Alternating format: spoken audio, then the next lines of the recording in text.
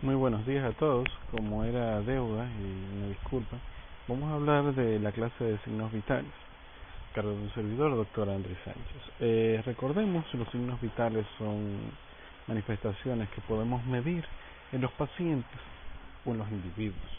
Los signos vitales de por sí nos permiten saber cómo está el estado cardiovascular de un paciente, y uno en especial nos permite ver el estado metabólico.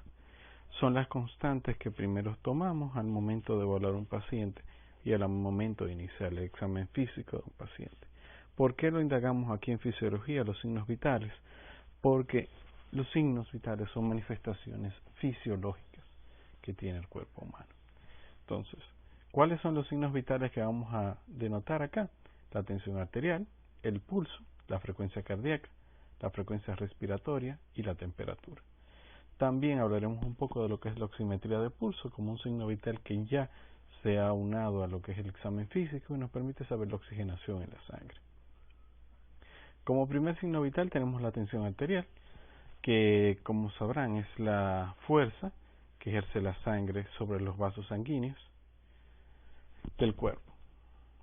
Hay una relación proporcional entre la cantidad de sangre o el gasto cardíaco, que es la unidad de sangre bombeada por el corazón por unidad de tiempo, y la resistencia vascular periférica, que es la fuerza o el tono que tienen los vasos sanguíneos por el cual está circulando la sangre.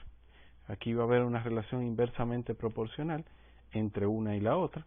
Por ende, si el gasto cardíaco aumenta, acá, la resistencia vascular periférica va a tender a disminuir, y lo mismo, si la resistencia vascular periférica aumenta, va a disminuir el gasto cardíaco. Pero el aumento de una a la otra va a conllevar a un aumento de la tensión arterial. En este gráfico que tenemos acá, tenemos una representación de cómo están las presiones.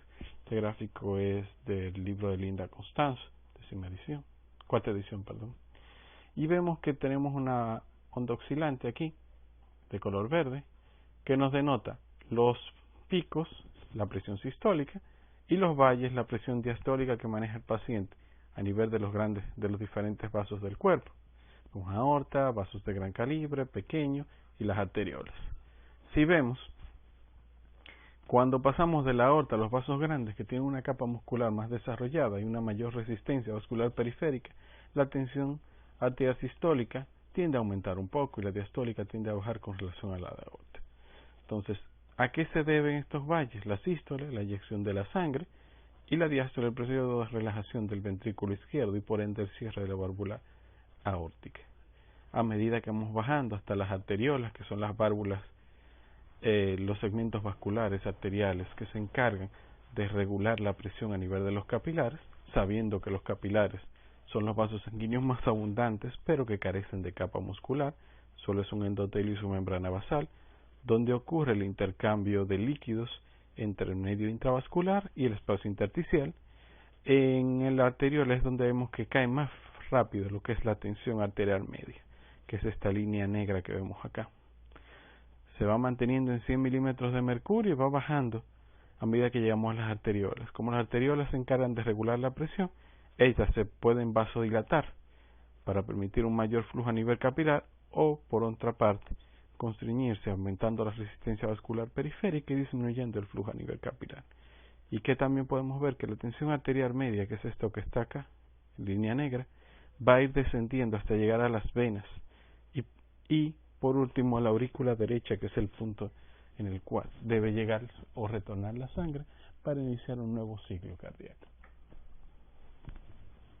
A sabiendas eso, y sabiendo de qué es la tensión arterial, de dónde surge, lo que seguimos es la instrumentación que utilizaremos para tomar la presión arterial. En este caso tenemos diferentes tipos de sigmomanómetros, que está el aneroide, el digital y el de mercurio. ¿Por qué de mercurio? Porque recuérdense que la unidad de medida de la tensión arterial son milímetros de mercurio. Es la fuerza que va a ejercer los vasos sanguíneos y que tendrá la capacidad de elevar una columna de mercurio hasta un valor determinado. Decimos que la presión sistólica normal es hasta 120 milímetros de mercurio. ¿Por qué? Porque la tensión en un paciente X va a llegar la sistólica hasta 120 y la diastólica va a llegar la columna de mercurio hasta 80 milímetros de mercurio. Nos asesoramos del estetoscopio para de esta manera escuchar o escultar los ruidos que se generan en la toma de la tensión arterial. ¿Qué hacer para tomar la tensión arterial? Obviamente tenemos el instrumento, pero ¿qué hacemos? Colocamos al paciente 5 minutos sentado para que repose. No sabemos dónde viene el paciente, pero de esta manera logramos que el paciente vuelva a un estado normal. Se coloca el brazo del paciente en el soporte de una silla o en una mesa y que el brazo que vamos a tomar la presión quede a nivel de la altura del corazón. Le pedimos al paciente que no cruce las piernas porque eso genera una maniobra de Valsalva. También que permanezca en una posición cómoda en una silla, que la ropa de preferencia sea cómoda y que no esté apretando los brazos y que permanezca quieto. Posterior a eso, iniciamos la toma de la presión arterial. ¿Qué hacemos? Colocamos el brazalete, que no debe ser ni muy grande ni muy pequeño. Lo ideal es que cubra 3/4 partes del brazo, que vamos a tomar las tensionales. Se aprieta lo suficiente para que un dedo del examinador pase con dificultad entre la piel y el brazalete colocado en el paciente. Entonces, nos asesoramos del pulso, en este caso el pulso radial del brazo que estamos examinando, y empezamos a insuflar el brazalete del paciente. En el punto en el cual dejemos de sentir el pulso radial, dejamos de insuflar el brazalete, ya que esto lo que nos expresa es que el flujo sanguíneo a través de la arteria humeral se acaba de cortar por la presión que hemos ejercido a través del manguito. Entonces, ese es el punto en el cual vamos a llenar el brazalete del esfigmomanómetro y es la forma apropiada de tomar los niveles tensionales. Posteriormente, nos colocamos el estetoscopio y colocamos la membrana del diafragma sobre el pliegue interno del codo y desinflamos el manguito a una velocidad de 1 a 2 milímetros. ¿Qué se va a generar? A medida que la presión baja en el manguito y esta se iguala a la presión sistólica, vamos a empezar a escuchar unos ruidos de eyección sanguínea que se van a dar solamente en la sístole, ya que esa es la presión que tiene la sangre y que por ende puede romper la resistencia que le está dando el manguito. Estos ruidos se llaman ruidos de Korotchkov. Y esto lo que nos denota es que al inicio de estos ruidos estamos en presencia de lo que es la presión sistólica.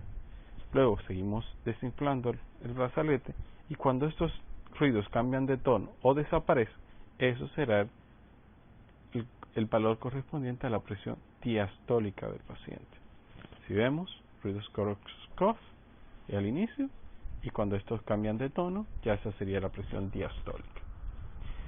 Los valores normales, en el último consenso tanto de la Sociedad Americana de Cardiología y la Sociedad Europea, lo ideal es tener unos valores por debajo de 120 la presión sistólica y por debajo de 80 presión diastólica, ya que por encima de 120-80 ya estamos teniendo daño endotelial. Y se ha aunado a la prevención, ya que hay una alta incidencia de pacientes hipertensos. Siguiendo con los signos vitales, tenemos la frecuencia cardíaca, que lo normal es entre 60 y 90 latidos por minuto en un paciente en reposo. Antes los valores hasta 100, pero actualmente los últimos consensos es hasta 90 latidos por minuto. Lo hacemos con ayuda del estetoscopio en alguno de los focos de auscultación cardíaco y en este vamos a denotar el número de pulsaciones que da el corazón en unidad de tiempo. El pulso está dado por la expansión y la retracción de los vasos sanguíneos con cada uno de los latidos cardíacos, la manifestación que vamos a tener a nivel periférico. El pulso que más se utiliza es el pulso radial como uno de los pulsos periféricos.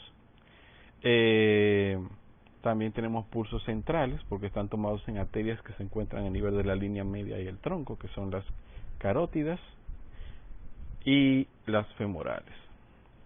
Entonces, pedimos al paciente que coloque el brazo semiflexionado y con el dedo índice y mayor tomamos el pulso a nivel del surco radial. De esta manera podemos detectar la expansión de las de la